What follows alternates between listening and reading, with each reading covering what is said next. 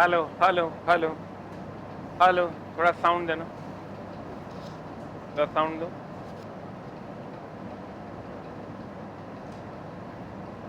Hello hello, शुरू करें। Hello hello hello, mic testing, hello. चलो दोस्त मेरे, शुरू करते हैं हम लोग आर्किमिडीज का सिद्धांत, है ना। ध्यान से समझना। बाकी कितने लोगों का एग्जाम का सीटी क्लियर हो गया? या। अब दोस्त मेरे, तेरा यही रात अंतिम, यही रात अंतिम। बट टेंशन नहीं लेना है, ठीक ना। एग्जाम बढ़िया जाएगा, खाली मैथ को संभाल लेना, बाकी में दिक्कत नहीं होगा।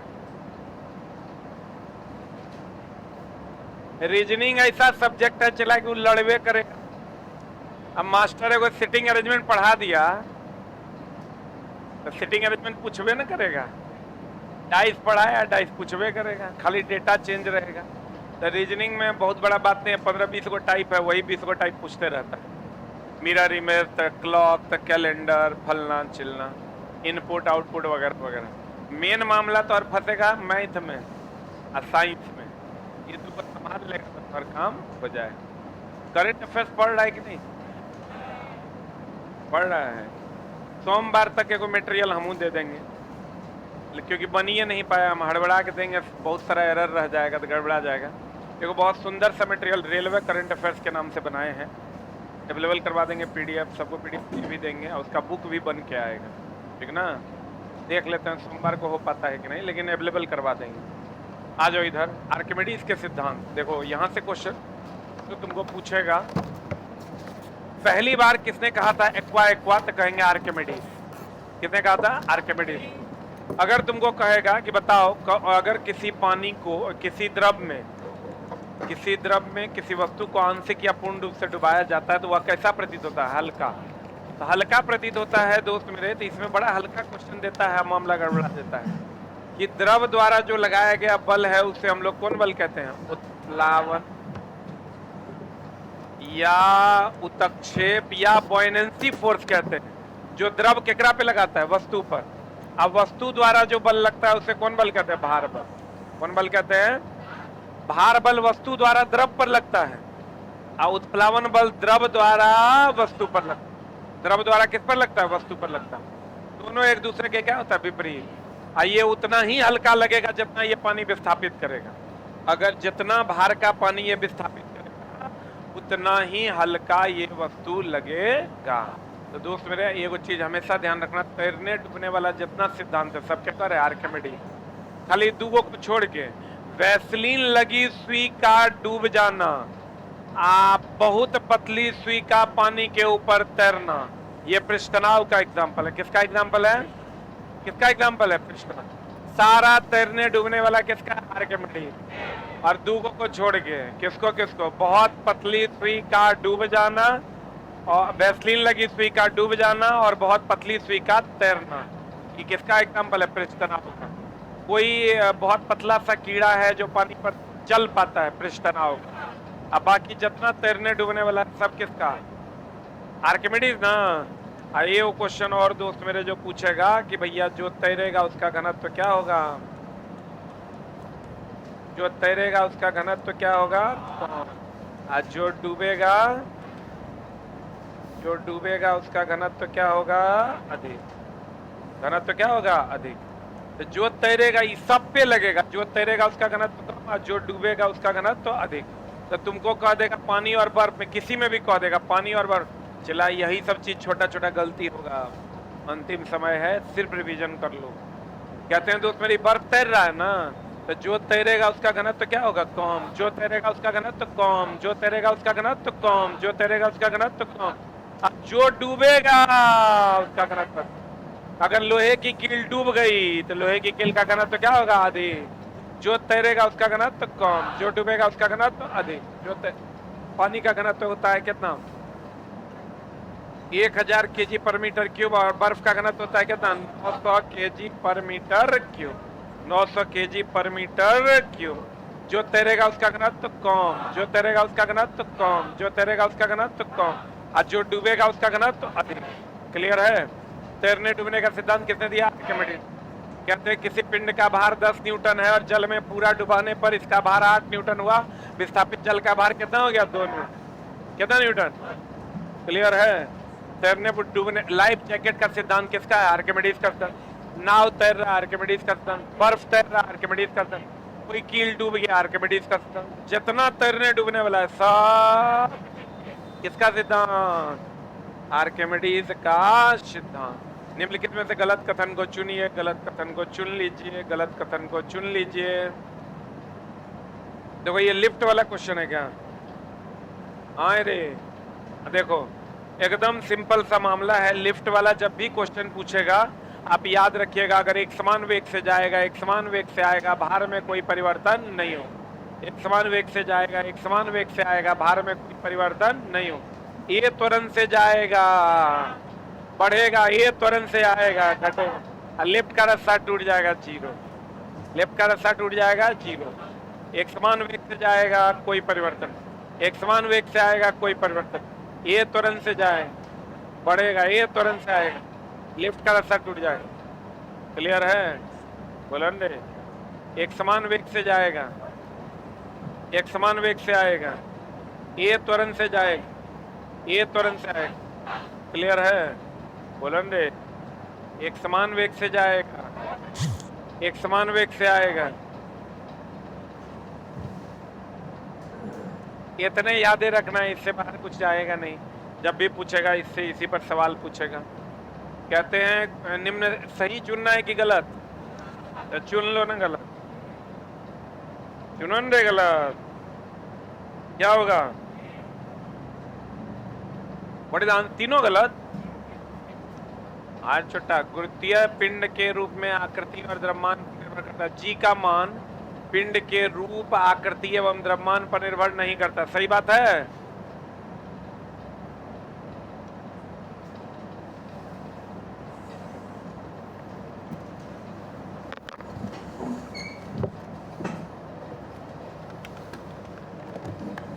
दोस्त मेरे, गुरुत्वीय जी का मान होता है जीएम बटा क्या? R square. ये हमेशा ध्यान रखना, जी बराबर जीएम बटा आर स्क्वायर। अगर कहते हैं गुरुत्वीय त्वरण का मान ग्रह के द्रव्यमान और ग्रह की त्रिज्या पर निर्भर करता है, वस्तु के द्रव्यमान और त्रिज्या पर निर्भर नहीं करता। इसलिए दो अलग द्रव्यमान की वस्तु को अगर एक साथ गिराएंगे हवा में तो भारी वाला पहले गिरेगा, लेकिन हवा में तोरा पूछेगा नहीं, तोरा क्वेश्चन कैसनो रहेगा, तो एक के साथ गिरा देना। अब हवा तवा पढ़ने के समय नहीं है, तोरा क्वेश्चन कुछो कहेगा ना, तू दो अलग अलग द्रव्यमान की वस्तु गिराएगा, करना एक साथ गिर रहा है, उतना माथा का दर्द नहीं लेना। कह देगा कमल एक वस्तु को 10 मीटर की ऊंचाई से गिरा रहा है, लोहे के टुकड़े को। कोमल जो है एक वस्तु को 10 मीटर की ऊंचाई से गिरा रहा है, दोनों एक साथ गिरे। कुछ नहीं सोचना। क्लियर? अब देखो कहते हैं ई गुरुत्वीय त्वरण का मान पिंड के द्रव्यमान पर निर्भर नहीं करता। ई चल गया बुरा में। गुरुत्वीय त्वरण जी ध्रुवों पर अधिकतम होता। ई सही है कि गलत है? ये स्टेटमेंट सही है, हमको चुनना गलत है। गुरुत्वीय त्वरण का मान ध्रुव पर अधिकतम होता है, सही है। गुरुत्वीय त्वरण का मान भूमध्य रेखा पर न्यूनतम होता है, सही है। देखकर मतलब यही गलत होगा। ये कह रहा है यदि लिफ्ट किसी त्वरण से ऊपर की ओर जा रहा है, त्वरण से ऊपर की ओर जा रहा है, बढ़ेगा ना। आई कह रहा है उसके वास्तविक भार में कमी आए। अब ये दोनों देखो, लिफ्ट वाला तो क्लियर है। अब आ जाओ तुम केकरा पे, गुरुत्वीय त्वरण पर। इसका सतह पर मान होता है जी बराबर जीएम बटा आर। और अगर यहीं से एच ऊंचाई ऊपर होगा तो जी डैश बराबर होगा जीएम बटा आर प्लस एच। डी गहराई नीचे होगा, जी डैश बराबर G1 माइनस डी बटा आर। हाँ, केंद्र पर अगर होगा तो जी का मान कितना होगा? 0। हम जो अपने करियर में इसका सवाल देखें वो ये देखें कि पृथ्वी के केंद्र पर जी का मान कितना? 0। कितना? 0। कहेगा ध्रुव, ये ध्रुव है कि विषुवत रेखा? अरे छोटा, ई क्या है? ध्रुव। आई क्या है? विषुवत रेखा ना। इसकी अगर हम बात करें तो ये क्या है? विषुवत रेखा। और आपको पता है ध्रुव पर अधिक होता है जी का मान की कम। अब विषुवत रेखा पर क्या होता है? कम। ध्रुव पर अधिक होता है और विषुवत रेखा पर कम। इधर से इधर जाएगा, बढ़ेगा, इधर से इधर आएगा, घटे। पृथ्वी की सतह से ऊंचाई पर जाने पर घटता है, गहराई में जाने पर भी क्या होता है, घटता है। केंद्र पर कितना होता है, 0। ध्रुव पर होता है अधिक, विषुवत रेखा पर कम। आप पृथ्वी को रोक देंगे दोनों जगह क्या होगा, बराबर। दोनों जगह क्या होगा, बराबर। एक बात बताओ, टी डब्ल्यू बराबर होता है एम जी। अगर जी का मान 0 होगा, डब्ल्यू का मान भी 0 होगा, बोलो ना रे। एक और फॉर्मूला होता है टी बराबर 2 pi under root L by G. G का मान 0 होगा पृथ्वी के केंद्र पर, एनीथिंग बाय 0 इक्वल टू अनंत हो जाएगा। टी क्या है, आवर्तकाल। टी क्या है, आवर्तकाल। आवर्तकाल का मान द्रव्यमान पर निर्भर नहीं करता। देखो क्या क्या चीज का मान द्रव्यमान पर निर्भर नहीं करता। अधिकतम सुरक्षित चाल द्रव्यमान पर निर्भर नहीं करता। पलायन वेग का मान द्रव्यमान पर निर्भर नहीं करता। आवर्तकाल का मान द्रव्यमान पर निर्भर नहीं करता। गुरुत्वीय त्वरण का मान द्रव्यमान पर निर्भर नहीं करता। द्रव्यमान पर निर्भर कौन कौन नहीं करता, द्रव्यमान पर निर्भर, द्रव्यमान पर निर्भर नहीं करता, द्रव्यमान पर निर्भर नहीं करता।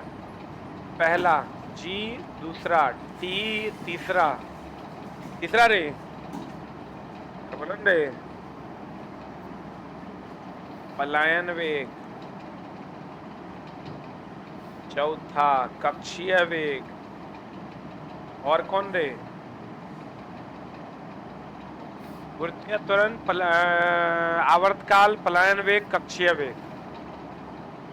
ये पिंड के द्रव्यमान पर निर्भर नहीं करता। Very very important. पृथ्वी के केंद्र पर जी का मान कितना, 0। ध्रुव पर ज्यादा, विषुवत रेखा पर कम। ध्रुव पर ज्यादा, विषुवत रेखा पर कम। ध्रुव पर ज्यादा, विषुवत रेखा पर कम। अंतरिक्ष में जी का मान 0, इसलिए वहां भार का मान 0। अंतरिक्ष में भार का मान 0। क्यों 0, क्यों 0, अरे क्यों 0, अरे क्यों 0, क्योंकि वहां W का मान क्या होता है, 0। W का मान क्या होता है, 0। अगला अगला अगला अगला अगला। अब एक बात बताओ दोस्त मेरे, इसका आंसर मिल गया ना। अगला क्वेश्चन, पृथ्वी के सतह से ऊपर जाने पर जी का मान घटेगा, नीचे जाने पर घटेगा, बढ़ेगा। चश्मा वाली कहती है बढ़ेगा। ऊपर जाने पर भी घटेगा, नीचे जाने पर भी घटेगा। केंद्र पर 0, ध्रुव पर ज्यादा, विषुवत रेखा पर कम। विषुवत रेखा ध्रुव की ओर जाएंगे, बढ़ेगा, घटेगा। एक समान वेग से जाएंगे, भार में कोई परिवर्तन नहीं होगा। एक समान वेग से आएंगे, कोई परिवर्तन। क्लियर है? हाँ, हमारे ग्रह सरिया के आंसर। चला, डर नहीं लग रहा है, तरीके शेर है अब तुम। अब चला, अगर इतना पढ़ने के बाद भी तो पीटी नहीं निकलेगा, मतलब थोड़ा कोनो और ग्रह पर जाना पड़ेगा। एकदम 100% तुम श्योर रहो इसके लिए। खाली ये सोचो कि जल्दी से ही हो जाए, दूसरे एग्जाम में लगे, ठीक ना। एकदम 29 तारीख को परीक्षा देना है। अगला एग्जाम खट से पहले टेक्नीशियन को टारगेट मार देना है, ठीक ना। आप साथ ही साथ तनी तनी मेंसवा पे ध्यान देते रहना है, नहीं तो गड़बड़ा जाएगा। जब किसी पिंड का विषुवत रेखा से उत्तरी और दक्षिणी ध्रुव पर ले जाते हैं, विषुवत रेखा से इधर ले जा रहे हैं, यहाँ कम यहाँ अधिक, बढ़ेगा कि घटेगा, मार दे, कोई दिक्कत। सरल लोलक आवर्तकाल द्रव्यमान पर निर्भर। लेकिन दोस्त मेरे, ये तो हम दे दिए तुमको, ये तो सब मार देगा। एक टी बराबर 2 pi under root L by G, मार देगा ना। लेकिन हम थोड़ा जो पढ़ाना चाहते हैं, ये पूरा टॉपिक इंपॉर्टेंट है। सचम का सबसे इंपॉर्टेंट टॉपिक यही है। सरल लोलक अगर कोई है, सरल लोलक, कौन लोलक, बाबू हमारे, सोना हमारे, पुनिया हमारे, खाली नौकरी हो जाएगा चला तो हमारा भूलना नहीं। अब बुढ़ाड़ी में नहीं, कुछ तो कम से कम बाल बच्चा भगा देगा घर से। हम सोचे स्टेशन मोबाइल फिरेंगे, एगो बोर्ड टांग लेंगे, हाँ मैथ के जा, हाँ ऐसा नहीं कि देख के ऐसे चल देना, पक्का ना। कुछ नहीं करना, चला 500 टका हमरा दे देना, अपनी बीवी के हाथ का बढ़िया सा मटन जो है बनवा के खिलवा देना। आज एगो लड़का है 2014 बैच का है, 2014 में दोनों भाई पढ़ता था, 2014 10 साल बाद वो आ जाए और ओकर चेहरा अभियो भी हमारे आंख में वैसे का वैसे। ओकर सैलरी दोस्त मेरे ओकर भाई के 1,30,000, ओकर सैलरी है लगभग 87,000 के आसपास। अब तुम सोच लो, ALP है, ALP में भी बहुत सारा कैटेगरी है। बता रहा था कि जो चल आता है उसको ज़्यादा मिलता है, ALPO में बहुत सारा ऑफिस में रहता है, ओकर तनिक कम मिलता है। अब तुम सोच लो कि जब तुम्हारा सैलरी रहेगा 1,00,000, उस पल को फील करो। चला 5 टका में देता है वहाँ चिकन चावल ALP को। ALP से ज्यादा वो जूनियर इंजीनियर भी नहीं कमा सकता है। असिस्टेंट लोग को पहले इसीलिए देखो इतना क्रेज है कर। टेक्नीशियन की वैकेंसी है, कोई मतलब है केकरो, सबके था है, साला पैसा बहुत है एकरा में।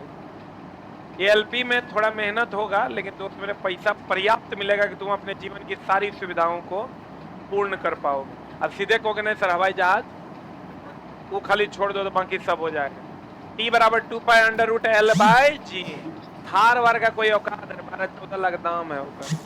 T बराबर 2π√L/G। देखो अगर सरल लोलक का आवर्तकाल द्रव्यमान पर निर्भर नहीं करता। एक होता है देखो आवर्तकाल होता है जाने आने में लगा समय। मान लो मध्य बिंदु है, यहाँ से यहाँ गया फिर यहीं आ गई, वो आवर्त जाने आने में लगा समय, जिसको हम आवर्तकाल कहते। ये हो गया मध्य बिंदु। तो बताओ एक दोलन होता है, यहाँ से गए फिर यहीं पहुंच गए, क्या कहते हैं? एक दोलन। एक दोलन में पूरा करने में लगे समय को आवर्तकाल कहते हैं। क्या कहते हैं? यहाँ से हम यहाँ गए, ये कौन बिंदु है? मध्य बिंदु। अब फिर यहीं आ गए, इसको कहते हैं एक दोलन। एक दोलन पूरा करने में लगे समय को आवर्तकाल कहते हैं। 1 सेकंड में जितना बार अप डाउन करेगा उसे आवृत्ति कहते हैं। उसे क्या कहते हैं? आवृत्ति। 1 सेकंड में जितना बार अप डाउन करेगा उसे आवृत्ति। आवृत्ति का सही मतलब हर्ट्ज, आवर्तकाल का सही मतलब सेकंड। एक दोलन पूरा करने में लगे समय को आवर्तकाल। अब बताओ जाने आने में लगा समय, अगर एक दोलन पूरा करेगा तो मध्य बिंदु से कितना बार गुजरेगा? कितना बार गुजरेगा? पक्का। दोस्त मेरे, अगर जाने आने में लगा समय कम है, इसका मतलब सुस्त है कि तेज है? अरे जाने आने में लगा समय कम है का मतलब तेज न है। जाने आने में लगा समय अगर अधिक है तो क्या है? क्लियर है ना? जाने आने में लगा समय कम है तो तेज है, जाने आने में लगा समय अधिक है क्या है? सुस्त है। अब एक बात बताओ, टी का मान कम है कर मतलब तेज, और टी का मान अधिक है कर मतलब सुस्त, और टी का मान द्रव्यमान पर निर्भर नहीं करता। अब अगर एग्जांपल जो चला एकदम फिक्स है कि अगर कोई लड़की झूला झूल रही है, इसके बगल में अगर 2 बॉयफ्रेंड बैठ जाएगा, इसके आवर्तकाल पर कोई असर, इसके आवर्तकाल पर कोई असर नहीं पड़ेगा, क्योंकि सरल लोलक का आवर्तकाल द्रव्यमान पर निर्भर नहीं करता। बोलो हाँ। लेकिन ये नहीं पूछेगा, क्योंकि ऐसा होता नहीं है। तो आप पूछेगा कि कोई लड़की बैठकर झूला झूल रही है, तो यहाँ से यहाँ तक अभी L है, अब ये लड़की खड़ी हो गई, तो यहाँ से यहाँ तक L होगा। L का मान कब, यहाँ भी कोई आदमी बैठा हुआ है तभी L का मान इतना है, खड़ा हो जाएगा तो L का मान कम होगा। L का मान कम होगा, T का मान कम होगा। L कम T कम, और T कम तो क्या हो जाएगा? तेज। नहीं समझा होगा? अगर कोई लड़की यहाँ बैठकर झूला झूल रही है और वो लड़की खड़ी हो जाएगी, तो पहले इसका द्रव्यमान केंद्र यहाँ है तो लंबाई L था, अब द्रव्यमान केंद्र नाभि यहाँ चल जाएगा तो लंबाई L हो जाएगा। लंबाई का मान घटेगा, L का मान घटेगा, T का मान घटेगा, T का मान घटेगा, क्या हो जाएगा? तेज। गर्मी में पेंडुलम वाले घड़ी के पेंडुलम की लंबाई बढ़ जाती है, L का मान बढ़ेगा, लंबाई बढ़ेगा, T का मान बढ़ेगा, T का मान बढ़ेगा, क्या हो जाएगा? ठंडी के दिनों में सिकुड़ जाता है, अब सिकुड़ जाएगा तो L घटेगा, L घटेगा, T घटेगा, T घटेगा तो क्या हो जाएगा? तेज। बोलो हाँ, बोलो हाँ। आप पृथ्वी के केंद्र पर G का मान कितना होता है? 0। G का मान 0, T का मान क्या होगा? अनंत। T का मान क्या होगा? पृथ्वी के केंद्र पर G का मान 0, G का मान 0, T का मान अनंत। अब बताओ अगर G का मान घटेगा, T का मान बढ़ेगा, G का मान बढ़ेगा, T का मान घटेगा। लेकिन तुरा जो पूछेगा वो इतने पूछेगा कि कोई लड़की बैठी हुई है, खड़ी हो गई तो L का मान घटेगा, L का मान घटेगा, T का मान घटेगा, T का मान घटेगा, क्या हो जाएगा? तेज। या कहेगा पेंडुलम वाली घड़ी गर्मी के दिनों में पेंडुलम की लंबाई बढ़ जाती है, अब पेंडुलम की लंबाई बढ़ जाएगी तो L का मान बढ़ेगा, L का मान बढ़ेगा, T का मान बढ़ेगा, T का मान बढ़ेगा तो सुस्त। क्लियर है? अरे बोलो। एक दोलन पूरा करने में लगे समय को आवर्तकाल, एकांक सेकंड में दोलनों की संख्या को आवृत्ति। एकांक सेकंड में दोलनों की संख्या को आवृत्ति। एसएचएम का पथ दीर्घवृत्ताकार होता है। एसएचएम का पथ कैसा होता है? दीर्घवृत्ताकार। एसएचएम का पथ कैसा होता है? दीर्घवृत्ताकार। एसएचएम का पथ कैसा होता है? दीर्घवृत्ताकार। एसएचएम का पथ, ये वो चीज अगर बहुत टफ किया तो इसको कहते हैं मध्य बिंदु, और इसको कहते हैं जानू हमार अंत बिंदु। कौन बिंदु? मध्य बिंदु पर वेग का मान महत्तम होता है। वेग का मान क्या होता है? महत्तम। गतिज ऊर्जा भी क्या होता है? गतिज ऊर्जा क्या होता है? महत्तम। गतिज ऊर्जा क्या होता है? महत्तम। अब बाद बाकी सब जीरो, त्वरण का मान जीरो, विस्थापन का मान जीरो, पोटेंशियल एनर्जी जीरो, प्रत्यानयन बल जीरो, प्रत्यानयन बल जीरो होता है। इसका ठीक उल्टा यहाँ होता है, पता है ना? खाली ऐसे याद रखना, मध्य बिंदु पर वेग धक्का मारेंगे तो वेग का मान महत्तम, गति ऊर्जा महत्तम, बाद बाकी सब जीरो। अंत बिंदु पर क्या होगा? उल्टा होगा। अंत बिंदु पर क्या होगा? उल्टा। अंत बिंदु पर क्या होगा? उल्टा। बोलो हाँ। एग्जाम में डरना नहीं चला। 25 को सवाल तोरा से नहीं बनेगा तो तू टॉपर रहेगा।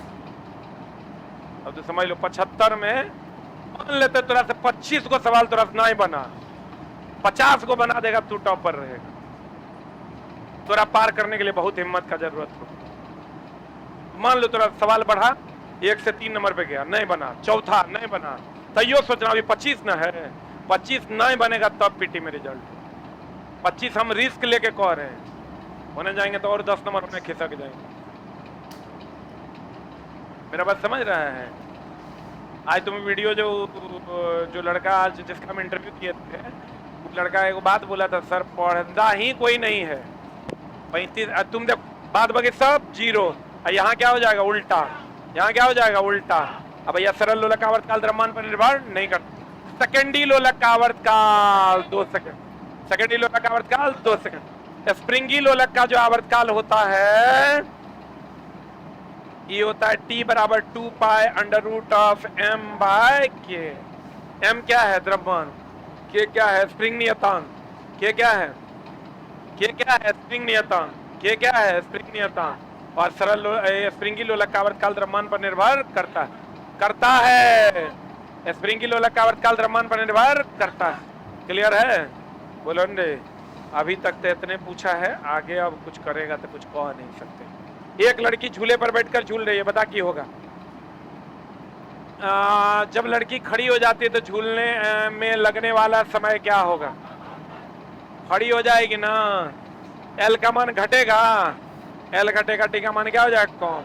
अब तेज हो जाएगा, सुस्त क्या हो जाएगा? तेज। दोलन करते समय लोलक के गोलक का वेग 0 होता है, बता कहाँ? देखो यहाँ पर तुम वेग का मान महत्तम न रे, वेग का मान क्या? महत्तम। अब बोले यहाँ पर तब क्या होगा? इसका उल्टा होगा, तो यहाँ पर वेग का मान क्या होगा? 0। अब ये महत्तम बिंदु एक को है कि 2 को है?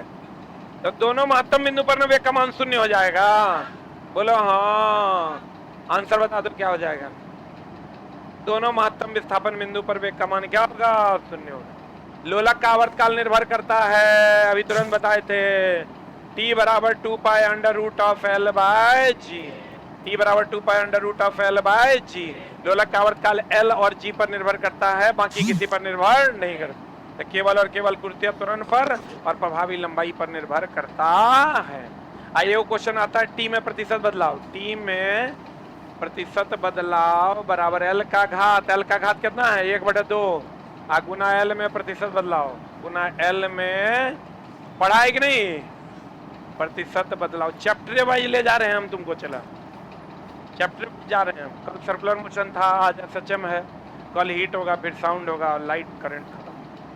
कहते हैं एल में प्रतिशत बदलाव किधर गया? टी में प्रतिशत बदलाव बराबर 1/2 गुना एल में प्रतिशत बदलाव। प्लस आएगा तो क्या होगा? वृद्धि, और माइनस आएगा तो क्या होगा? कमी।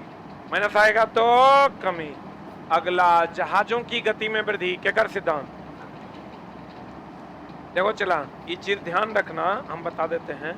जहाज का मतलब होता है पनिया जहाज। जहाज मतलब पनिया जहाज। ये हो गया आर्किमिडीज, क्योंकि तैरने डूबने वाला ना मामला है। यही अगर दे देगा एरोप्लेन, एरोप्लेन दे देगा तो बर्नौली, एरोप्लेन दे देगा तो क्या होगा? बर्नौली। यही दे देगा हेलीकॉप्टर, हेलीकॉप्टर ने हेलीकॉप्टर। हेलीकॉप्टर की अगर हम बात करें तो न्यूटन का कैवा नियम, तीसरा नियम। न्यूटन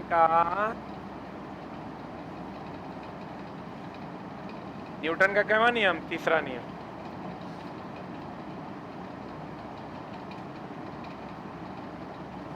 जल्दी लिख।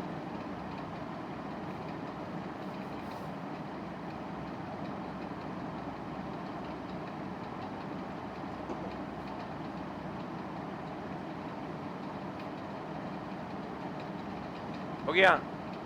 जहाज किसका सिद्धांत, आर्किमिडीज का। एरोप्लेन बर्नौली का। हेलीकॉप्टर न्यूटन का तीसरा नियम। न्यूटन का कैसा नियम, तीसरा। लिखा, आंसर बता। अब फेराडे का एकदम फेमस मामला है विद्युत चुंबकीय प्रेरण। आई केकरा केकरा पर लागू होता है, जनरेटर, ट्रांसफार्मर। जनरेटर और किस पे, ट्रांसफार्मर। फ्लेमिंग का राइट हैंड रूल किस पर, अरे छोटा, राइट हैंड रूल जनरेटर पर और लेफ्ट हैंड रूल मोटर पर। अब मोटर बोले तो लगने वाले बल की दिशा, और जनरेटर बोले तो धारा या ईएमएफ की दिशा। अरे बोल। न्यूटन के गति के दूसरे नियम से हमें बल का सूत्र मिलता है, F बराबर है में। पहले नियम से बल की परिभाषा, दूसरे नियम से बल का सूत्र, तीसरे नियम से बल की प्रकृति। क्लियर है, बोलो ने। आइए कुछ चीज ध्यान रखना, बंदूक और रॉकेट संवेग संरक्षण का सिद्धांत, मां भी आए, पीछे भी पढ़ा दिया। बंदूक और रॉकेट संवेग संरक्षण का सिद्धांत, बंदूक और रॉकेट संवेग संरक्षण का सिद्धांत। ये जब तू क्लास कर रहा होगा डेली तो एक एक क्वेश्चन मिलेगा टेस्ट में, एगो दुगो सब टेस्ट में मिलेगा। तुम टेस्ट मार के देखो, पता चलेगा। यहाँ पढ़ाएंगे वहां मिले, टेस्ट मारता होगा तो मिलता होगा। जहाज किसका सिद्धांत, आर्किमिडीज का। Aeroplane Bernoulli, helicopter right hand rule. अरे जनरेटर राइट हैंड से न स्टार्ट करते हैं। कभी कभी पूछ जाता है तीन उंगली का प्रयोग करते हैं, तीनों एक दूसरे से 90 डिग्री पर। अंगूठा बल की दिशा, अंगूठा बल की दिशा सबसे ज्यादा बलशाली यही ना है। अंगूठा बल की दिशा तर्जनी चुंबकीय क्षेत्र की, तर्जनी चुंबकीय क्षेत्र, मध्यमा धारा या ईएमएफ, मध्यमा धारा या ईएमएफ, मध्यमा धारा या ईएमएफ, मध्यमा धारा या ईएमएफ। अंगूठा, अंगूठा, अंगूठा, अंगूठा बल की दिशा, तर्जनी चुंबकीय क्षेत्र, तर्जनी चुंबकीय क्षेत्र, धारा या ईएमएफ, धारा या ईएमएफ। बोलो हाँ। फेराडे का विद्युत चुंबकीय प्रेरण का सिद्धांत, जनरेटर और transformer. Right hand rule generator के लिए, लेफ्ट हैंड रूल मोटर के लिए। Right hand rule generator, left hand rule motor. Clear है। ओहो, ये क्वेश्चन तो चला एकदम अधिकतर पूछता है आपेक्षिक घनत्व। सब टॉपिक चला हम एक एक करके जो है ना करवा देंगे। आपेक्षिक घनत्व वाला खाली ध्यान रखना एकदम आराम से, नहीं तो नहीं बनेगा सवाल। पदार्थ का घनत्व, पदार्थ का घनत्व बट पानी का घनत्व। याद नहीं रहेगा, ऑप्शन देता है गड़बड़। याद रखना, पदार्थ के स्पेलिंग बड़ा कि पानी का, तो बड़का बटा छोटका, बड़का बटा छोटका, बड़का बटा छोटका, बड़का बटा छोटका, बड़का बटा छोटका। पदार्थ बटा पानी, पदार्थ बटा पानी, पदार्थ बटा पानी, पदार्थ बटा पानी, पदार्थ बटा पानी। पदार्थ का घनत्व, आपेक्षिक घनत्व मात्रकहीन और विमाहीन है, पहले ही लिखा दिए हैं। आपेक्षिक घनत्व जो है दोस्त मेरे, ये मात्रकहीन एंड विमाहीन है। और दोस्त मेरे पदार्थ का घनत्व यानी चांदी का घनत्व कितना है, 10.8 × 10⁻³ और पानी का घनत्व कितना है, 10 के पावर 3। मर सरिया के काट दो, 10.8। आंसर बता क्या होगा। इसका कोई मात्रक और विमा है ना, ये होगा ना ये होगा ना ये होगा, डायरेक्ट आंसर ये होगा। ऐसे भी मार सकता था तुम, इसका कोई मात्रक और विमान नहीं होता, इसका कोई मात्रक और विमान नहीं होता। जल्दी लिख।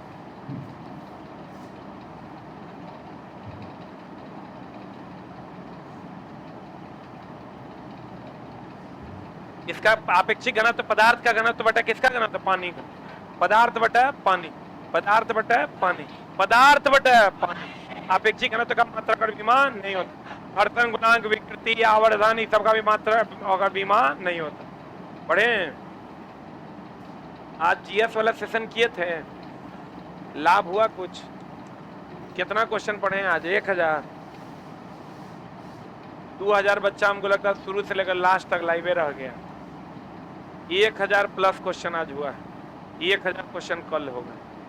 एनटीपीसी सबसे ज्यादा जीएस चला एनटीपीसी में पूछा जाता है। टोटल एनटीपीसी का जो करंट वाला सीबीटी 1 सीबीटी 2 का जितना क्वेश्चन था उस सब करवा दिया, A to Z एकदम सुपर फास्ट डिस्कशन किया होगा। कितने लोग किए हैं आज का क्लास? बहुत लोग किए हैं, वेरी गुड। एक ब्लॉटिंग पेपर देखो चला, यहाँ जो एक ब्लॉटिंग पेपर स्याही कैसे सोखता है वो केसिकत्व का मामला है। केस नली में द्रव का ऊपर चढ़ना है नीचे उतरना है, क्या कहलाता है केसिकत्व। जो द्रव कांच पर ध्यान देना, जो चिपक जाएगा वो चढ़ जाएगा, जो फिसल जाएगा वो लुढ़क जाएगा। तो बताओ, तो पारा चिपकता है तो पारा नीचे जाएगा कि ऊपर? ऊपर। अरे भाई किसी पेड़ पर तुम चढ़ रहे हो, चिपक नहीं पाओगे तो नीचे जाओगे, और चिपक जाओगे तो ऊपर जाओगे। जो नहीं चिपकेगा वो नीचे, और जो चिपक जाएगा वो ऊपर। पारा कांच पर नहीं चिपकता है तो वो नीचे, अब पानी कांच पर चिपक जाता है तो वो ऊपर। केरोसिन चिपक जाता है तो वो ऊपर। तो कहते हैं केस नली में द्रव का ऊपर चढ़ना या नीचे उतरना क्या कहलाता है? केसिकत्व। यहाँ एक क्वेश्चन पृष्ठनाव का देगा। पृष्ठनाव कहता है किसी द्रव का वह गुण जिसके कारण वो अपने क्षेत्रफल को कम करने की चेष्टा करता है। यह गुण क्या कहलाता है? पृष्ठनाव। क्या कहलाता है? इसी के कारण पानी की बूंद गोल होती है। बोलो ने, ये सब खूब पढ़ा होगा तुम। पानी की बूंद गोल होती है, स्विमिंग ब्रश के बाल चिपक जाते हैं, पढ़ा है। डिटर्जेंट डालने से पृष्ठनाव कम की ज्यादा कम हो जाता है। और खाना स्वादिष्ट लगता है, गर्म खाना, किसके कारण? पृष्ठनाव का। केसिकत्व के कारण लालटेन की बत्ती से तेल का चढ़ना। किसान वर्षा के बाद तुरंत खेत को जोत देता है।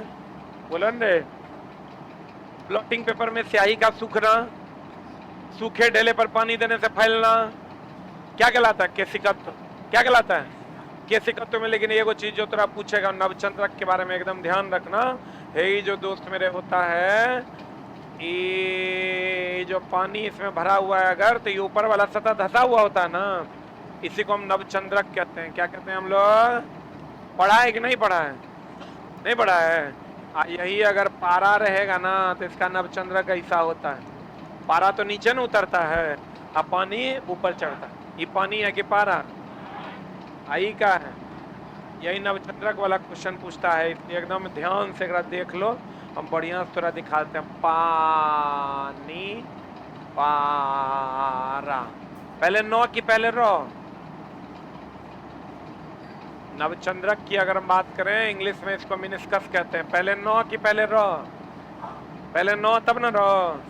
अरे बोलो, तो पानी नौ, अवतल की उत्तर, पहले अ की पहले उ, पहले नौ की पहले रो। तो एकरा में होता है अवतल लेंस से बना, ई हो जाएगा उत्तल लेंस। ई कौन लेंस हो जाएगा? अवतल लेंस। ई कौन लेंस हो जाएगा? उत्तल। पानी अवतल, पारा उत्तल, पानी अवतल। नौ पहले रो बाद में, अ पहले उ बाद में।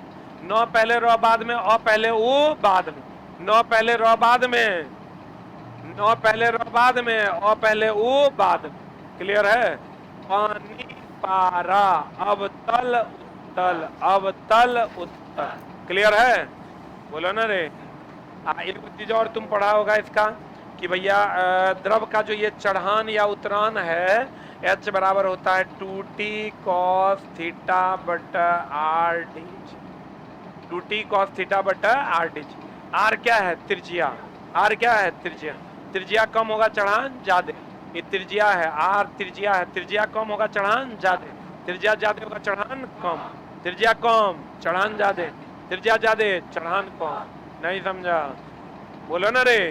पृष्ठतनाव के कारण कोई स्वसंजक बल सुना है? समान अनुओं के बीच लगेगा स्वसंजक, और समान अनुओं के बीच लगेगा असंजक। पानी और कांच के बीच असंजक और समान अनु है। बताओ, स्वसंजक बल ठोस में ज्यादा कि द्रव में कि गैस में? किसमें ज्यादा? स्वसंजक बल किसमें ज्यादा? ठोस की द्रव की गैस, ठोस की द्रव की गैस, ठोस की द्रव की गैस। अब दोस्त मेरे, सबसे ज्यादा स्वसंजक बल होता है ठोस में। अगला क्वेश्चन, ठोस के पिघलने के दौरान महाभिवियाय इसमें चलातुरा पूछेगा भाप से अधिक जलन होता है, भाप की गुप्त उष्मा अधिक होने के कारण। भाप से अधिक जलन की पानी से, भाप से, क्योंकि भाप की गुप्त उष्मा अधिक होती है और अवस्था परिवर्तन के दौरान तापमान में कोई परिवर्तन नहीं होता। और अवस्था परिवर्तन के लिए दी गई उष्मा गुप्त उष्मा, अवस्था परिवर्तन के लिए दी गई उष्मा गुप्त उष्मा। ठोस के पिघलने के दौरान इसका तापमान परिवर्तित होता है। तो अब बताओ सबसे ज्यादा गतिज ऊर्जा किसमें? अरे छोटा गैस में। किसके अणु में गति ज्यादा होगा? गैस। प्लाज्मा पदार्थ की कईवीं अवस्था? चौथी। सूर्य और तारों का उष्मा प्लाज्मा अवस्था का, सूर्य और तारों की उष्मा प्लाज्मा अवस्था, सूर्य और तारों की उष्मा प्लाज्मा। वो सनस्टीन कंडेंसेट पांचवी अवस्था। ठोस का आकार और आयतन निश्चित, द्रव का आयतन निश्चित। 1 लीटर होगा तो 1 लीटर होगा, आकार अनिश्चित। गैस का आयतन और आकार दोनों अनिश्चित। बोलो हाँ। ठोस का आकार आयतन दोनों निश्चित, गैस का आकार आयतन दोनों अनिश्चित, द्रव का आकार अनिश्चित, आयतन निश्चित। ठोस का आकार और आयतन ही देगा कथन निष्कर्ष में। ये क्वेश्चन जब देगा ना तो कथन निष्कर्ष में देगा ठोस का आकार और आयतन दोनों क्या है? निश्चित। गैस का आकार और आयतन दोनों अनिश्चित, और द्रव का आकार अनिश्चित। जे बर्तन में रखोगे उसी का हो जाएगा। और आयतन क्या होगा? निश्चित। 1 लीटर होगा तो लोटा में रखो कि मग में रखो कि बाल्टी में रखो? 1 लीटर का 1 लीटर होगा। बोलो हाँ। और अवस्था परिवर्तन के दौरान तापमान में कोई परिवर्तन नहीं होता। निम्न से आर्किमिडीज के सिद्धांत पर आधारित नहीं। हाइड्रोमीटर, ये ध्यान रखना, हाइड्रोमीटर आपेक्षिक घनत्व नापता है, आपेक्षिक घनत्व। और एक होता है हाइग्रोमीटर। हाइग्रोमीटर क्या नापता है? आपेक्षिक आर्द्रता। याद न रहे तो हाय हाय कॉमन है, मीटर मीटर कॉमन है। एकरा में ड्रो है, एकरा में ग्रो है। ड्रो बोले तो डॉट, बोले तो डेंसिटी, डेंसिटी बोले तो घनत्व। ड्रो बोले तो डॉट, बोले तो डेंसिटी, डेंसिटी बोले तो घनत्व। हाइड्रोमीटर आपेक्षिक घनत्व, हाइड्रोमीटर आपेक्षिक घनत्व, हाइग्रोमीटर आपेक्षिक आर्द्रता, आपेक्षिक आर्द्रता। क्लियर है? अभी जो फ्रेश हो रहा है चला, सब कंप्लीट समझो कि सारा कचरा साफ। हाइड्रो डेंसिटी घनत्व।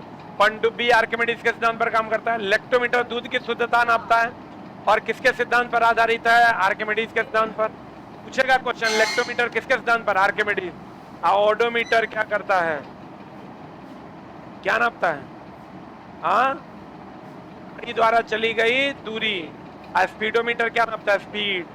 ये गाड़ी द्वारा चली गई दूरी, गाड़ी द्वारा चली गई क्या नापता है? दूरी नापता है। कौन? ऑडोमीटर। ऑडोमीटर क्या नापता है? गाड़ी द्वारा चली गई दूरी। कौन नापता है? कौन नापता है?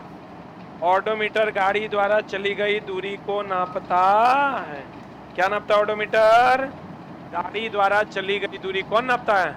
एनीमोमीटर वायु की गति। Altimeter height. पता है ना? लेक्टोमीटर किसके सिद्धांत पर काम करता है? आर्किमिडीज। हाइड्रोमीटर किसके सिद्धांत पर? आर्किमिडीज। हाइड्रोमीटर आपेक्षिक घनत्व, हाइग्रोमीटर आपेक्षिक आर्द्रता। तैरने डूबने का सिद्धांत कौन दिया? आर्किमिडीज। निम्नलिखित परमाणुओं की संख्या अधिकतम होगी। Mole concept. देखो चला हम मोल कॉन्सेप्ट को 1 मिनट में रिवाइज कर देते हैं। मोल बराबर दिया गया द्रव्यमान बटा शुद्ध। कितना बढ़िया होता, परीक्षा का सब क्वेश्चन अभी हम लोग को मिल जाता। हाँ हाँ हाँ, तब बना के जाते, खाली वहां 5 मिनट टिक टिका के चलो न रहे। बात करेंगी, बात करेंगी ऊपर।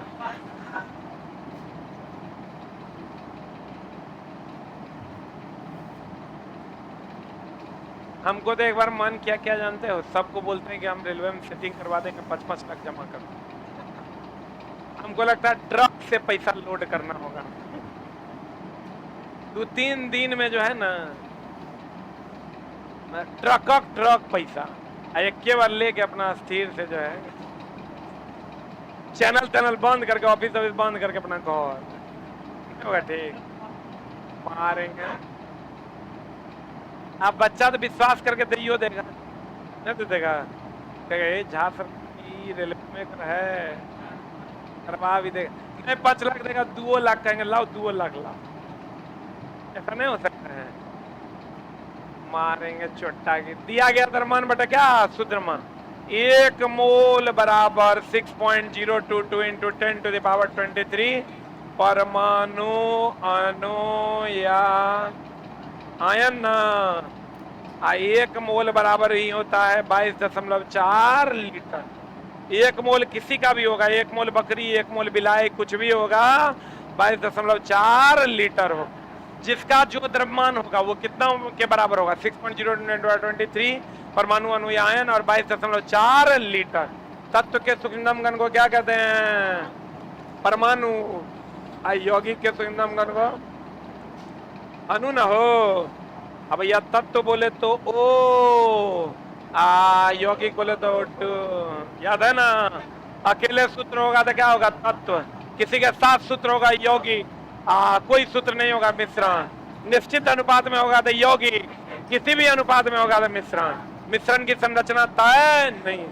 तो दोस्त मेरे मोल बराबर दिया गया द्रव्यमान बटा शुद्रमान, 1 मोल बकरी, 1 मोल बिलाई, 1 मोल हाइड्रोजन, 1 मोल H2O, 1 मोल कार्बन डाइऑक्साइड, 6.023 परमाणु अणु आयन 22.4 लीटर। और 2 मोल होगा तो 1 में 2 से गुना, 3 मोल होगा 1 में 3 से गुना, आधा मोल होगा 1 में आधा से भागा। बोलो, जिसका जो द्रव्यमान होगा वो कितना मोल के बराबर, कितना मोल के बराबर, 1। बहुत बढ़िया। शुद्ध द्रव्यमान जकर कम होगा और मोल की संख्या ज्यादा, और जकर मोल ज्यादा होगा और परमाणु ज्यादा। ये डायरेक्टली है कि इनवर्सली है, ये दोनों। जकर शुद्ध द्रव्यमान कम होकर मोल ज्यादा, और जकर मोल ज्यादा होकर परमाणु अणु आयन की संख्या ज्यादा। बोलो हाँ, बोलो हाँ, अरे बोलो हाँ। मोल बराबर होता है दिया गया द्रव्यमान अब बटा शुद्ध द्रव्यमान। 1 मोल में 6.022 इंटू 10⁻23 परमाणु अणु या आयन, परमाणु अणु या आयन ना। अब देख लो दोस्त मेरे, कहता निम्नलिखित परमाणुओं की संख्या अधिकतम, तो सबका 18 ग्राम दिया है, तो यानी दिया गया द्रव्यमान सबका सेम है। अब शुद्ध द्रव्यमान कहता है परमाणुओं की संख्या अधिकतम उसकी होगी जकर मोल ज्यादा। अब मोल ज्यादा मतलब शुद्ध द्रव्यमान कम, अशुद्ध द्रव्यमान के अगर कम है, कर देखो 16 2 18 12 4 16, 16 दूनी 32, आई हो गया 44। शुद्ध द्रव्यमान सबसे कम किसका है, 16। जकर शुद्ध द्रव्यमान सबसे कम होकर मोल ज्यादा, जकर मोल ज्यादा होकर परमाणुओं की संख्या ज्यादा। आंसर क्या हो जाएगा, डी ना। अब दोस्त मेरे ये हमारा क्वेश्चन नहीं है, एनसीईआरटी का क्वेश्चन, एनसीईआरटी एग्जाम्पलर का ही क्वेश्चन है। अब जाइएगा तो इस टाइप का 2-3 को सवाल मिलेगा, पढ़े। अरे बढ़िया रे। मोल बराबर दिया गया द्रव्यमान बटा क्या शुद्ध द्रव्यमान, दिया गया द्रव्यमान बटा क्या शुद्ध द्रव्यमान, दिया गया द्रव्यमान बटा क्या शुद्ध द्रव्यमान। 1 मोल बराबर 6.0 आयन, जकर शुद्ध द्रव्यमान कम होकर मोल ज्यादा, और जकर मोल ज्यादा होकर परमाणुओं की संख्या ज्यादा। इसी को एवोगाड्रो नंबर कहते हैं। बोलन रे, आई समझ लो। चला एक से एक क्वेश्चन रहबे करेगा, एकदम सरल देगा तो कहेगा एवोगाड्रो संख्या के कर बराबर होता है ये को, लेकिन यहाँ प्लस दे देगा, एगो माइनस दे देगा। संख्या कभी माइनस नहीं हो, संख्या कभी माइनस नहीं हो। अब देखो मैग्नीशियम का कहता है इतना ग्राम, पिछला बार वाला है ही। परमाणु मैग्नीशियम के 144 ग्राम में ग्राम परमाणु, मोल को ही क्या कहते हैं, अरे मोल का दूसरा नाम ग्राम परमाणु, मोल का दूसरा नाम ग्राम परमाणु। इसी को क्या कहते हैं, ग्राम अणु। इसी को क्या कहते हैं, ग्राम अणु। ये हो गया दिया गया द्रव्यमान। मैग्नीशियम का होता है 1224, तो दिया गया द्रव्यमान कितना है 144, अब बटा शुद्ध द्रव्यमान कितना है 24, और 24 छक्के कितना हो जाएगा 144, बना लेगा। बड़े किसी भी पदार्थ के 1 मोल, वहां भी आए हैं 1 मोल बराबर, बढ़िया से देख लो 6.023, सही है। अरे बोल, आई बना लेगा। 54 ग्राम में कितने मोल, मोल को ही क्या कहते हैं, ग्राम परमाणु, इसी को क्या कहते हैं? ग्राम अणु। अब देखो चला, हम लोग जो पढ़ाते हैं क्या पढ़ाते हैं, एक तो प्रीवियस ईयर पढ़ा देते हैं, पिछले वाला 18-19, दूसरा 21-22 में जो हुआ से पढ़ा देते हैं, और तीसरा एनसीईआरटी पढ़ा देते हैं, और चौथा बता की पढ़ाएं। और कोई सोर्स है? सोर्स तो इतने हैं कि या तो आप एनसीईआरटी पढ़िए, या तो आप प्रीवियस ईयर का क्वेश्चन बनाइए, या नहीं तो करंट वाला क्वेश्चन बनाइए। इसके अलावा चौथा कोई सोर्स है? हम लोग के पास भी क्वेश्चन नहीं, इसके अलावा क्वेश्चन का कोई सोर्स है ही नहीं, किताबें नहीं। या तो तुम प्रीवियस ईयर बनाओ, या तो तुम एनसीईआरटी बनाओ, या तो इस बार का प्रीवियस ईयर बनाओ, या तो पिछले बार का बनाओ। हम तरफ सब करवा दे रहे, अगल बगल वाला क्वेश्चन का भी, अगल बगल वाला भी प्रीवियस ईयर, ताकि तुमको दिक्कत ना हो। जबकि सेम क्वेश्चन है, कहीं कोई दिक्कत है ग्राम में? आंसर बता क्या हो जाएगा? दिया गया द्रव्यमान हीलियम का होता है 2-4, हीलियम का कितना? 4, 54 बराबर कितना? 13.5। अगर दोस्त मेरे क्वेश्चन तोरा नहीं बनेगा ना, तुम समझ लेना एनसीईआरटी का एक भी नहीं पूछा, प्रीवियस ईयर एको उस टाइप का क्वेश्चन नहीं पूछा, काफी अलग कुछ पूछ देगा, तभी गड़बड़ाएगा। नहीं तो लगभग सब टाइप का क्वेश्चन तुमको पता है, और उम्मीद करेंगे कि अब कॉन्फिडेंस लेवल भी तुम्हारा बढ़ा होगा। अच्छा चला, अभी एग्जाम के टाइम में कॉन्फिडेंस बढ़ा है कि घटल है? लग रहा है कि हो जाएगा पक्का ना? मेरे चौथुआ के रिजल्ट देखे हैं, तुम लोग तो बहुत तेज हैं, एकदम साफे लेर बहका सबके रिजल्ट देखे हैं, एकदम टेंशन नहीं। कौन फालतू वाला टेंशन तुम लोग ले ले, जे एकदम चला डेली आता था सर रिजल्ट होता, वो सबके पीटी निकलते देखे हैं, इसलिए तो टेंशन नहीं ले। तोरा पतो नहीं चलेगा कि हमारा पीटी हो गया, हमारा नौकरी हो गया। तो पीटी मेंस हो जाएगा ना, तोरा अपना आप पर विश्वास नहीं होगा, साला हमरे हो गया कि नहीं। तोरा मजाक लग रहा होगा, जब होगा तब देखना। नीचे दी गई अभिक्रिया के बारे में कौन सा कथन सत्य है? यही ना? बाप रे बाप, एक रात हम डिबिया बार के खोज रहे थे, तू खोज रहा होगा। देखो चला, इससे पहले वाला क्वेश्चन एएलपी का था, 18 वाला ई देखो 2022 वाला है, एगो क्वेश्चन किसका था? एनसीईआरटी।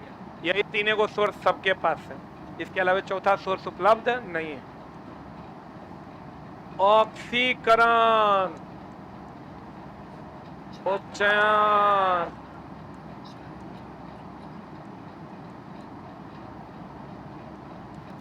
कितनों नया क्वेश्चन क्रिएट करेगा, खाली तुम आराम से मारना।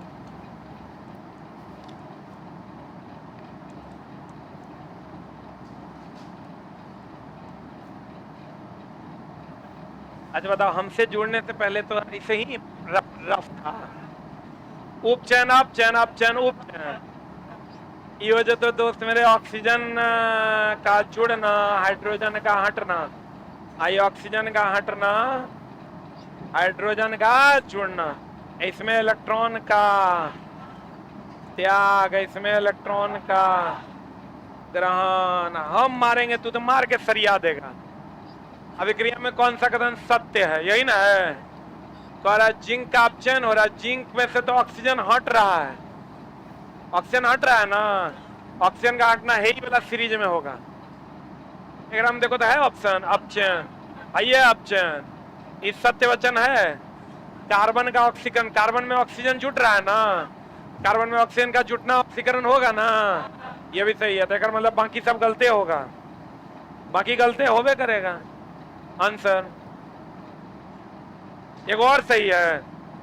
चलो एक और सही देख ले, जिंक का ऑक्सीकरण होगा, ये तो नहीं होगा। कार्बन का अपचयन होगा, कार्बन में ऑक्सीजन जुट रहा है, कार्बन में ऑक्सीजन जुट रहा है तो अपचयन नहीं, ठीक तो है, यो गलत है।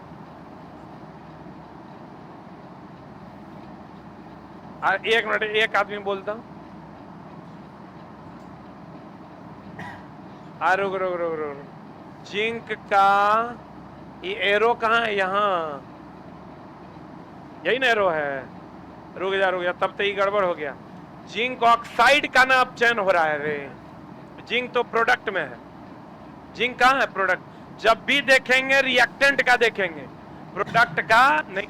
तो जिंक ऑक्साइड का अपचयन हो रहा है कि जिंक का? तब तो यो गलत हो गया। कार्बन का ऑक्सीकरण हो रहा है। बाप रे, तो खाली 2 नंबर सही है। आंसर क्या होगा? खाली 2 नंबर ना आंसर। सिर्फ रिएक्टेंट का देखेंगे, यानी जिंक ऑक्साइड और कार्बन का देखेंगे। जिंक तो प्रोडक्ट में, जिंक कहां है? प्रोडक्ट में। बढ़िया हो, अरे बढ़िया हो रे।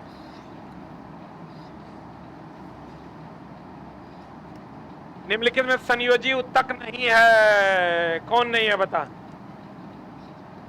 तंत्रिका, कोशिका, उपास्थि, अस्थि, रक्त, कौन? तंत्रिका, कोशिका, संयोजी उत्तक नहीं है। एक मिनट, सबसे कम वृद्धि कहां होता है उत्तकों का? तंत्रिका में। इसीलिए कहता है दिमाग के पीछे मारना नहीं चाहिए। और सबसे अधिक सबसे कम कोशिका विभाजन होता है यहाँ, और सबसे अधिक कोशिका विभाजन होता है लीवर में। तंत्रिका कोशिका की सूक्ष्मतम इकाई को कल लो बताए थे, न्यूरॉन। उपास्थि जो होता है गले में छल्ला, श्वसन अंग को जो है क्लियर रखता है, कौन? उपास्थि। अस्थि भी संयोजी उत्तक है। हमारे शरीर का 50% भाग संयोजी उत्तक से बना है। कितना % भाग? और रक्त को हम लोग तरल संयोजी उत्तक कहते हैं। रक्त को क्या कहते हैं? तरल संयोजी उत्तक कहते हैं। रक्त को क्या कहते हैं? तरल संयोजी। हमारे शरीर का कितना % भाग? 50% भाग संयोजी उत्तक से बना है। पिछले बार का एलपी का क्वेश्चन है। हमारे शरीर का कितना % भाग? कितना % भाग? 50% भाग किसका बना है? किसका बना है रे? संयोजी उत्तक का बना हुआ है। हमारे शरीर का कितना % भाग? कितना % भाग? 50%। किसका बना हुआ है? संयोजी उत्तक का। अस्थि में सबसे अधिक क्या होता है? Calcium, Ca3PO4 halt 2। हड्डी में सबसे अधिक कैल्शियम। कैल्शियम नहीं रहेगा तो फास्फोरस, कैल्शियम नहीं रहेगा तो फास्फोरस। बोलो ना रे। हड्डी में सबसे अधिक कौन? कैल्शियम। मनुष्य के शरीर में सबसे अधिक कौन? ऑक्सीजन। आज तत्व में ऑक्सीजन, बोलो रे। आज यौगिक में जल, यौगिक में जल। OCHNCA नहीं पढ़ा है? अरे दानव, OCHNCA पढ़ा है। मानव में कहेगा तो कहेंगे OCHNCA। यहां से यहां तक क्या है? अधातु। क्या है रे दोस्त मेरे? ये क्या है? धातु। एक है भूपरपट्टी पर, पढ़ा है कि नहीं? भूपरपट्टी पर सबसे ज्यादा कौन? OSIAL Fe ना। ये कौन है? धातु, अधातु। ये कौन है? ये क्या है? ये क्या है? धातु ना। याद रखना, OCHNCA OSIAL। मनुष्य के शरीर में सिलिकॉन होगा क्या? सिलिकॉन नहीं होगा। सिलिकॉन भूपर पट्टी पे हो गया, तो सिलिकॉन वाला भूपर पट्टी पर OSIAL Fe OSIAL Fe OSIAL Fe OCHNCA OCHNCA OCHNCA OSIAL Fe। अब मानव शरीर में सबसे अधिक यौगिक कौन? जल। मानव शरीर में सबसे अधिक यौगिक कौन? जल। मानव शरीर में सबसे अधिक यौगिक जल। मानव शरीर में सबसे अधिक तत्व कौन? ऑक्सीजन। सबसे अधिक धातु कौन? कैल्शियम। सही है? अरे बोल लो। सबसे अधिक धातु कौन? ऑक्सीजन। सबसे अधिक धातु कौन? ऑक्सीजन। सबसे अधिक धातु, सबसे अधिक धातु ऑक्सीजन। सबसे अधिक धातु ऑक्सीजन। भूपरपट्टी पर सबसे अधिक ऑक्सीजन। सबसे अधिक पाया जाने वाला धातु कौन? एल्युमिनियम। कौन? OCHNCA OSIAL Fe OCHNCA OSIAL Fe OCHNCA OSIAL Fe OCHNCA OSIAL Fe OCHNCA OSIAL Fe OCHNCA OSIAL Fe OCHNCA OSIAL Fe। SI वाला जो होगा वो भूपरपट्टी पर होगा, और OCHNCA कहाँ होगा? हाँ, निम्नलिखित बलों में कौन सा बल संपर्क बल है? घर्षण बल। सबसे कमजोर बल, सबसे कमजोर बल, सबसे गुरुत्व बल, सबसे मजबूत बल नाभिकीय बल, केवल आकर्षण का बल गुरुत्वाकर्षण बल। अब विद्युतीय और चुंबकीय बल आकर्षण विकर्षण दोनों का बल। अब केंद्र बल काल्पनिक बल, कल बताए थे। अब केंद्र बल काल्पनिक बल। अब वेग की दिशा वृत्तीय गति में किधर की ओर? स्पर्श रेखा की दिशा। अगर कोई बॉल बंधा हुआ है तो वो फेंकाएगा तो किसकी दिशा में फेंकाएगा? स्पर्श रेखा की दिशा में फेंकाएगा। जुगाली करेगा। जुगाली करेगा तो कौन गैस निकालेगा? मीथेन। ह्यूमस से कौन गैस? मीथेन। घास से कौन गैस? मीथेन। सड़े गले पदार्थ से कौन गैस? मीथेन। बायोगैस से कौन गैस? मीथेन। सीएनजी से कौन गैस? मीथेन। एक के जगह ब्यूटेन एलपीजी में, एक के जगह ब्यूटेन एलपीजी, एक के जगह ब्यूटेन एलपीजी, बाकी सब जगह methane methane methane methane methane methane methane. एक के जगह कौन गैस? एलपीजी। एलपीजी में कौन? ब्यूटेन। एलपीजी में गंध के लिए ethyl mercaptan. Ethyl ethyl ethyl ethyl ethyl, methyl ना, ethyl ethyl ethyl ethyl. Clear है ना? इथाइल मर्कैप्टेन किसका यौगिक है? सल्फर का। Ethyl mercaptan sulphur. Ethyl ethyl ethyl mercaptan किसका यौगिक है? सल्फर का। भोपाल गैस कांड मिथाइल आइसोसाइनाइड 3 दिसंबर 1984 को। मिथाइल आइसोसाइनाइड यूनियन कार्बाइड नाम की कंपनी। 6 अगस्त 1945 को हिरोशिमा, 9 अगस्त 1945 को नागासाकी। हिरोशिमा पर यूरेनियम, नागासाकी पर प्लूटोनियम। बाहरे चला जुगाली करना निकलेगा आंशिक पाचन, जुगाली करना पूर्ण पाचन। सही है? बोले हाँ। अब बताओ तो मूत्र वाहिनी का एगो, अब मूत्र मार्ग एगो, किडनी दूगो, मूत्राशय एक।